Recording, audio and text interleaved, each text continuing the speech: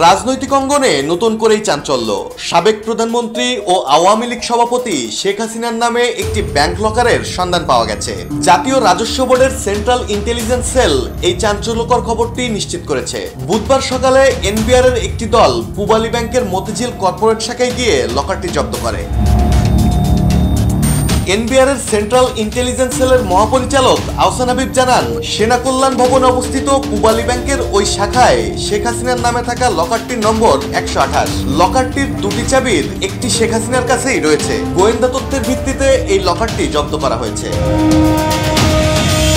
লকারের ভিতরে কি রয়েছে এ নিয়ে চলছে নানা জল্পনা। এনবিআর সূত্র ধারণা করছে লকারটিতে বিপুল পরিমাণ স্বর্ণালংকার এবং গুরুত্বপূর্ণ কিছু নথি থাকতে পারে। তবে ভেতরে ঠিক কি আছে তা এখনই বলা যাচ্ছে না। জীবন অবাক না করলে কে করবে? 28% মিল্ক ফ্যাটের অবাক করার সাথে ফ্রেশ মিল্ক পাউডার। জীবন অবাক করুক প্রতিদিন।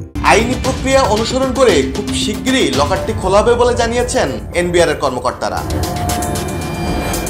এনবিআর এর এই পদক্ষেপ দেশজুড়ে ব্যাপক আলোচনার জন্ম দিয়েছে। সাবেক প্রধানমন্ত্রীর লকারে কি আছে তা জানার কৌতূহল এখন তুঙ্গে। সবাই অধীর আগ্রহে অপেক্ষা করছে সেই মুহূর্তটির জন্য, যখন লকারটি খোলা হবে। ভেতরে কি বিপুল পরিমাণ স্বর্ণালংকার নাকি রাষ্ট্রের কোনো গুরুত্বপূর্ণ নথি? উত্তর যাই হোক না কেন, এটি যে দেশের রাজনীতিতে একটি নতুন অধ্যায়ের সূচনা করতে যাচ্ছে তা বলাই বাহুল্য। ডেস্ক রিপোর্ট, জয় জয় দিন।